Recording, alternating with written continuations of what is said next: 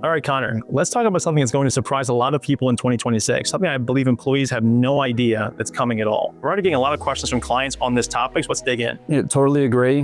This is a change that does sound small on the surface, but really does affect people's retirement planning, especially tax planning going forward. And on the surface, the big headline we're going to talk about today is the fact that certain catch-up contributions starting in 2026 are no longer able to be made on a pre-tax basis, right?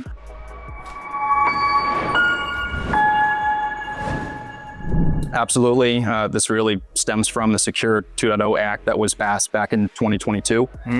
There was a specific provision in there which essentially says if you're considered a, quote, high income earner with 150,000 of FICA wages based on the prior year, your catch-up contributions to your 401k, 403b, and 457 must be allocated to Roth and can no longer be pre-tax. Okay, so if my 2025 W-2 was above $150,000, I'm basically forced into this high income category, and all of my catch-up contributions have to be made on the Roth side. It's like that you're saying? That's exactly right. You know, folks can still defer to pre-tax 401ks, 403bs, and 457s, regardless of what their income is, even for the prior year.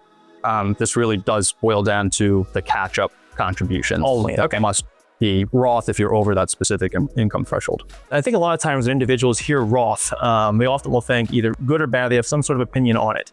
But it really is just a function of when the tax is actually paid. Is that correct? That's exactly right. So with pre-tax deferrals and contributions to retirement plans, again, that's pre-tax. So you're saving on the tax now, but Uncle Sam will be knocking on the door later to collect their tax revenue. With Roth, the key difference is that those contributions are taxed now at your federal and your state marginal tax brackets. Connor, let's layer in the second big change, this super catch-up contribution you referred to earlier for certain individuals at very specific ages. Can you elaborate on how that works? Yeah, so there's a traditional catch-up contribution, much like for folks that have IRAs or HSAs. If you have a 401k, 403b, or a 457, that regular catch-up is $8,000 in 2026. Connor, if I heard you correctly, if I'm 60, 61, 62, or 63 in that calendar year, I get this extra super catch-up contribution. But if I turn 64 sometime this year, I don't get it, right? That's correct. In this 4-year window, I guess individuals will have this opportunity to really save even more than the typical 401k and catch-up contribution.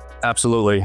With this new super catch-up, people can take advantage of an additional $3,250, whether it's pre-tax or Roth. But, that over the course of 4 years doesn't sound like a lot, but if you stretch that over, several years of good investment growth, then absolutely. Not only the catch-up contributions must be Roth, but the super or the extra catch-up contributions of $3,250 also have to go to Roth. So accurate tax projections in 2026 are almost more important than ever. Absolutely. And like all tax rules, Connor, I guess the people who win are the people that understand the rules the best, right? Yeah, absolutely. So, everybody that is approaching 50 years old, you really think about those catch-up contributions that you'll soon have access to. So essentially, I guess at a high level, like always, the more you plan, the more you'll keep after taxes, right? And the tax code is about as clear as mud. So working with a professional is more important than ever. Exactly right. Okay, got it. All right, well, thanks everyone for listening. Thanks for joining today. If you have any questions, feel free to reach out to Brandy Winoke, and we're happy to help.